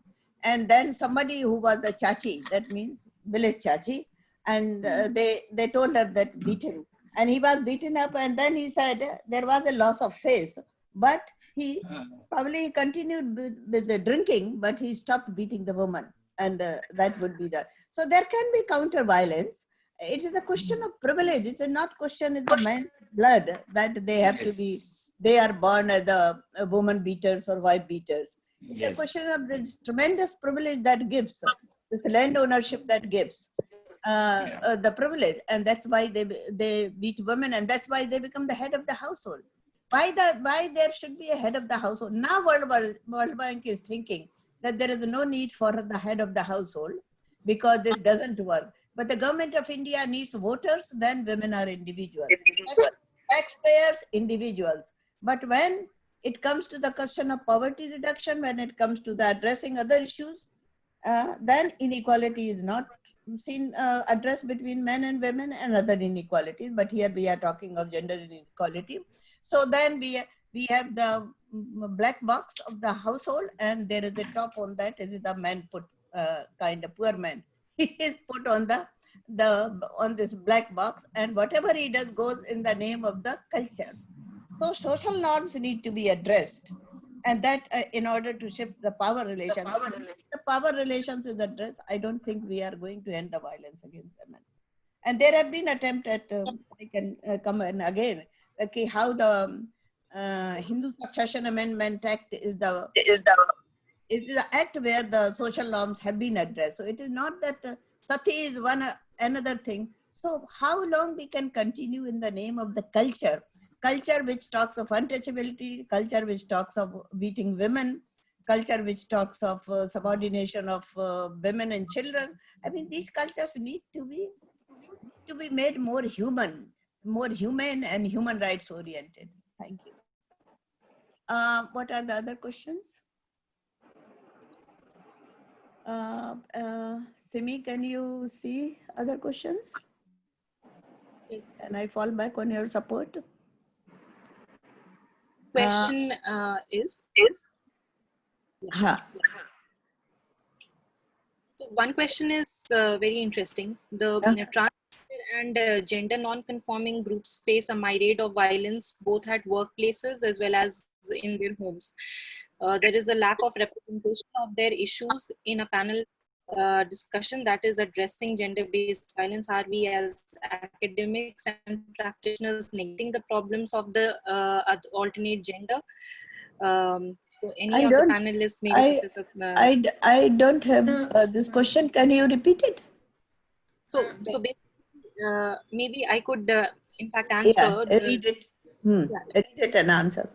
So it is. First, please read the question. Addressing the challenges faced. The transgender and gender non-conforming groups face a myriad of violence both at workplaces as well as in homes. So, and there is a lack of representation of their issues in panel discussions, and that is also addressing the gender-based violence.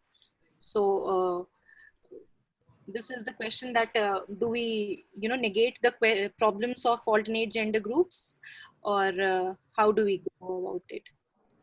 Okay, you wanted to address me?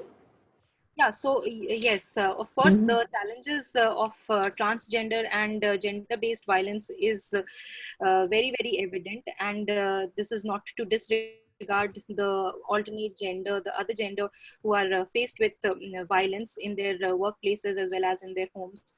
But given the theme of this session today, we only wanted to address the gender in the household, and we wanted to ascertain the solutions by inviting panelists. So we would definitely take your suggestion and have a discussion on this think. Ms. Bhattacharya, if that's okay. Thank you. Yeah, I would just add one thing, Ms. Bhattacharya. As we pointed out, that when we are talking about gender, we are actually looking at the entire paraphernalia of the gender forms. So when we are talking gender, we are not just talking about women, we are talking about men, we are talking about transgenders and others. So that is categorically in the center.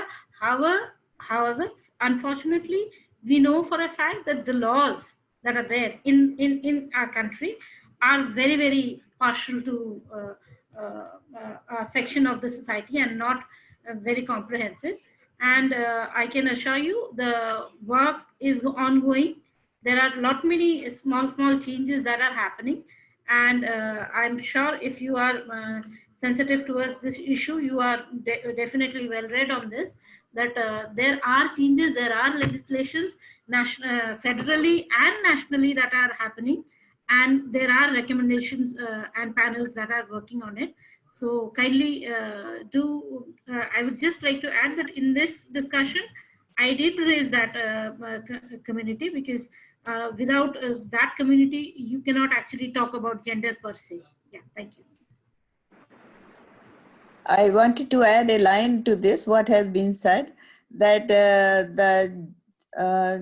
violence on the transgender and the third gender, for entire group we can call LGBTQI+, that it is so evident that it is on your faces, it is on public places, and it is in time you can see that what is happening. And I lived for 10 years in Thailand, where I did not see this kind of thing. They are working in the factory, they are working in shops, and they are working everywhere. And there is no kind of stigma attached to them. And here there's a kind of socially created these norms that has really put this whole lot of people in such a kind of miserable conditions, or indignified. I call it miserable, that the indignity is the most important thing. And this indignity need to be addressed. And I would agree with you that gender analysis need to take this very much into account and not complete it. But since we did not work on this, so that's why the question remains. There is a question to Sanghamitra ji. Ma'am, you said men should report of their violence, which by Shamsher Singh happened with report their violence which has happened to them, but there are many cases in which we see even police does not believe on men when they report. So how can we change this scenario? Sanghamitra. Yeah, that is a notion that actually goes about. However, if you go and report, the police is actually mandated to note it down, first in the daily filing and then into the FIR. So it is just a notion that they do not listen to you. They might ridicule at the first stage, which is a very unfortunate situation with most of these cases. However, you have the right to go and report it. If you stick to your guns and you ask them to give you a FIR of the copy, they will be mandated to report it. So that is under the law, your right. So you can actually go and report it, definitely. Yeah, I think I'll just add a quick point to that. There's a lot of these questions on around men and, their reporting and violence. And I think, part of the deep-rooted, patriarchal mindset which affects women, it affects men as well, adversely, because, like you said, men are not supposed to be ones who can be victims of, violence or any sort of aggression. So I think men, in some cases have to battle the same sort of patriarchal norms and mindsets. And while I think holistically all of this takes a lot to change, because it will take, the entire society to change. This is not going to happen just through government or just through civil society or any one type of stakeholder is not going to be able to address this. So that is why it's a highly complex, because some of these mindsets go back well in time and are very, very deep rooted. But I think through our actions, I think like, Dr. Dhar said, that within the legal system, nobody has the business to turn you away just based on your gender or your sexual orientation or whatever that might be if you're coming and reporting violence. So you should nevertheless, definitely do that, because I think it's only our actions like these that will eventually help to break some of these. I do recognize these are very, very hard to break, and these can take a lot of time. But it's perhaps small actions like these that can, help us to do that eventually. In fact, I just want to come here to this question of Mr. Samshay. In fact, I want to say here that actually police, we all know that just to keep the crime figures low, they normally are very slow and very diffident in filing cases. It's very clear. So even if a woman goes complaining against men beating them, they'll just show that pati marta koi baat nahi, ghar mein pyar hai and all that they say. One thing which we have also tried out on various issues of, where there's a drug mafia and all those things, police not filing complaint, we have written a mail to the Commissioner of Police. And when you write a mail to the Commissioner of Police, I tell you, things work here. It goes to Joint Commissioner, it goes to DCP, ACP, and then they take cognizance of the particular event. Even if you don't lodge an FIR, a mail to Commissioner of Police with copies to NHRC and DCW or NCW, it all works, So whether it's a man or a woman, we are opposed to all violences. So there are forums as such. If police doesn't do it, there are many ways to approach, but don't give up. Don't give up. The idea is don't give up, So that's my take on that. Thank you. I would say you give up on your privilege, that would be really happy. Absolutely. Just give up one thing on your privilege. Otherwise, things I would know, be okay. I know. Okay, I know. There is another anonymous attendee question. One question, perhaps. How long we can go, Simi? One last question, if we can take, ma'am, and perhaps Ms. Aya would be able to answer this question. So the question is, given that the lockdown seems to be more of a new normal. I was going to read that. Please read it. Yeah. Please read. Simi, go ahead, please. That is here to stay phase. How does one address the increasing or pre-existing but now intensified domestic abuse, not exclusively in the form of physical violence, for the serious situation that it is, and not simply dismiss it as a side effect to be justified? How can emancipation be realized when there is mobility? So if to no mobility. Can we request Aya, would you like to address this? Sure. I mean, again, there is no simple answer, and I guess a number of interventions required at the level of laws and policies. Laws and policy definitely need to define, unacceptable actions to be prohibited, and then consequences of these actions, and also in terms of where those actions take place, so that when those actions take place, whether it's in the criminal law or in the labor code or domestic violence act, they kind of fall within the law in terms of, unacceptable actions, and that shows that people should be protected from those actions. So obviously, we may need intervention at the laws and policy side, and also obviously, again, going back to the need to invest more on strengthening institutional framework on how to respond and how to provide service. With the limited mobility, I think different countries are trying different methods of providing opportunity to raise awareness on domestic violence. Sometimes people don't realize that it's the act of violence, and many research shows that even domestic violence victims, they kind of justify that, or maybe they received this violence because they didn't behave properly. They made a mistake in there. So really raising awareness on, about violence and harassment, that everybody should be protected from violence and harassment. I think raising awareness by, through government, through employers, I think that's important. I think some places, they also try different kind of trick method. They also don't say, I'm suffering from domestic violence, but in case some people come to you and they say a certain word, like a mask 19, that means like they're asking for help for domestic violence. Yeah, in India, obviously there was a red dot also. Yes, yes.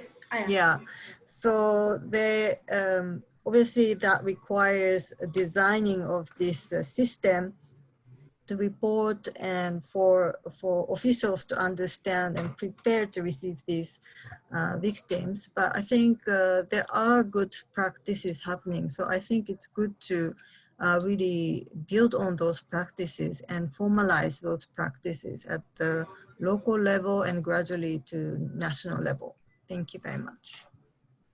Aya, you have also written in the chat box. Would you like to say that? What is in Australia, that system of? Yeah, I think basically a lot of people are advocating for to the government is, of course, we need to have a shelter to provide secure place for victims to stay. But a lot of advocates are also asking for the government for the action to remove the abuser from the household, because women need to continue with their life, with their work, maybe in case they, with children's school, in case they want to proceed with divorce case, they need to stay in the place where they can receive message from the court, to process paperwork, etc. So to, avoid further burden on women. I think that is also important point to advocate that, women can stay at home and then abusers are removed from a home to keep women safe or victims safe. To the best of my knowledge, this is what a similar situation, this anti-violence law, domestic violence 2005 provides, that women and children have the right to stay in the home, even if it is the house belongs to the in-laws and not the husband. But it has not been implemented here. That is the kind of, and many women have reported when the law was passed, at that time I was in uniform. And it was really lot. In 1 year, there were about 5,000 cases that were reported by women, largely from Rajasthan. But Rajasthan and Haryana, that was the thing. But after that, I did not follow up this kind of thing. And UNIFEM was particularly attacked. It was UN Women was UNIFEM that time. So it is, we cannot say that women don't report. When nothing happens, then you say, what the point of going and reporting somewhere? Nothing is going to happen. So that is the reason that we have to, efficacy of the law and effectiveness of the law and implementation of the law has to be really primary concern. That is important. Any questions that has not been addressed in me? Can I? Yes. Am I audible? Yeah. So I think with the questions, we just, ma'am, through permission, I would just like to invite Professor Balwant Mehta to make his concluding remarks on the proceedings of the session and also to give the vote of thanks. Professor Balwant Mehta, over to you. Oh, that is certainly, but I was just thinking no question is left unaddressed. No. Achha, then Professor Balwant Mehta, please. We have addressed all. Yes. Hello. Yes. Yes. Thank you very much, Simi, and thank you, Professor Kelkar. Let me first summarize actually what exactly discuss about today. It's a very important topic. The first, our Professor Kelkar highlighted some of the issues which is the main point of today's debate or discussion. But first issues, she said like the centrality is women, the post-COVID plan. What is the center? What will be the central role after the post-COVID. Obviously, we cannot say when it will be post-COVID, but at this moment, but that is the first point. The second point, she said, like the financial and economic independence of women. And third issues, women's autonomy and agency, like ownership of resources, land rights, and all other issues. And the other point is, again, a very important point, how to make the law more effective. And the last one is how to address the care and this household work. So this is again an issue which is very much important. So on these issues, the first Miss Aya from ILO, she highlighted some of the important issues on the issue of this care economy, particularly on the work related issues. So what she said, ILO new convention on violence and harassment in the world of work. Actually, they have introduced last year's new convention, and she said like domestic violence has a very is a negative relationship with the world of work. It's a huge impact on the work. So she particularly said like the sharing of household responsibilities is both men and women, and investing in care economy and recognizing it as an economic sector, which is the most important, because at present the way this work from home and the gig economy is emerging. So this is one of the important factor where the women are the workload on women, both care and unpaid and paid work is really has gone up multiple times. So next, Dr. Poonam presented a very the last I think they have done a survey and the study really highlighted some of the important issues, like how the differences across the states, how the various centers where the helplines are working, and in some states it's totally inactive, and in some states like police is very much helpful.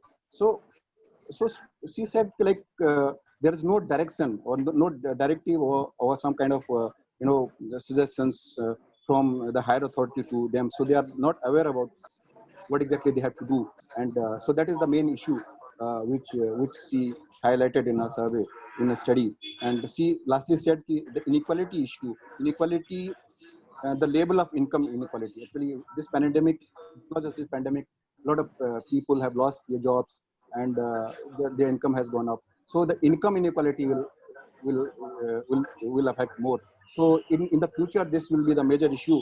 So it's a long-term planning. We have to address it with the long-term planning. The next, Indu Prakash ji really highlighted some of the ground level realities. How particularly the some states like Uttar Pradesh or other northern belt. So there is a ineffectiveness of particularly the police and other administration. Administrative. He highlighted two cases where even the families is really they are not able to approach the administration, and even they feel the police is a threat. So how from the higher authority they have highlighted the issue, then the administration comes up plays the active role. So these kind of things are really very much important, why people are thinking the police is a threat. So how they will go and how they will report if the particularly the lower administration, who are the down level authority, are not responsive. So next, Dr. Sanghamitra, again she has highlighted one of the very much very important issues, which is like she said this during the lockdown period, the cases really has gone up, and it's always all across the world. And because what she said, this is some reporting has gone up, particularly for those who have digital access, and those who are poor, and like particularly the migrants who are most vulnerable, are not able to include. So the reporting particularly has gone up just because of this the accessibility of digital thing. And she said there are regional differences and there are social differences, so one has to keep this thing in mind when some laws and implementation things comes up. And lastly, from Niti Aayog, Ms. Urvashi, she really highlighted three things, which I also feel is quite important in present context. When you see the data, this is a big issue because all the data is available, only this NCRB data is available. That is also not available cross-sectional data, and even some of the issues are some of the political and other issues are there. So what she suggested is like we need a dynamic kind of data and regular updation of the data, because last data which is available, NFHS data is 2015-16. So there is around 4-5 years. There is no updated data is available for any policy, any kind of action. We need a kind of updated and regular data. This is very much important. And the other also panelists also said about there is kind of dashboard we need. So dashboard is also one important issue, which is very much important. And she also highlighted laws and proper implementation is a problem, and interaction with health and this violence and health is again is a issue which is again particularly at the time of COVID is a lot of what she highlighted, a lot of societal for young women is coming up, which is again is a problem. And lastly, what I would also suggest some of the things which I think we have also written in some of the articles in media. Like this is a long, the solution is a long-term process. Obviously, this one should, this will come from the, the families and the schools, particularly the parents and even teachers. They should inform the kids, the children about the, how this violence thing is very much important, particularly the gender violence. So the coming like our future generation will learn and also reduce this kind of violence. And lastly, I would like to thank all the panelists, respective panelists, and this is really is a issue which we have discussed, and some of the suggestions are really, I think, is important and very much important at this, particularly at this at the time of this this COVID pandemic. And I would like to thank all the panelists and IMPRI team to spare their time for this valuable discussion. And I assure you, in future also we'll conduct this kind of talk, debates, and also write on this important issue in the chairmanship of Professor Kelkar, who is the head of our gender study. And thank you very much, ma'am. Yes, Simi. Thank you, Professor Mehta. Thank you very much. Professor Kelkar, would you like to make some last remarks? Not really. What I noticed before sign very important ideas. I can take 1 minute not to delay the people. First thing, I am very, very grateful that you all made the kind of effort to really share your thoughts. This seems the knowledge is created by a kind of not through atomization, but through collectivity. When we share our ideas, sometimes we agree to disagree, sometimes we agree. But in this interaction, the knowledge is created.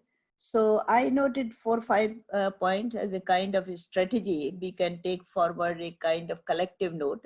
One is really that stress raised on the raising awareness about ILO convention and about which particularly pointing out that home as the workplace, and that's why it has to be really respecting each other and it has to be violence free. So we need to kind of raise awareness about this. That would be important.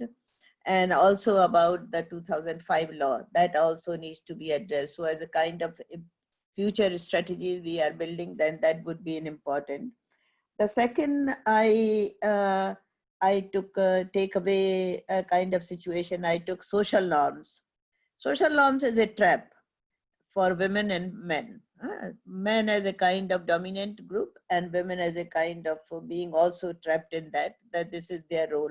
So social norms need to be addressed, and it has been addressed. It is not we done away with sati, which was a part of the norm, which we have done away with the Hindu Succession Amendment Act, where the women got the right property rights in the ancestral property.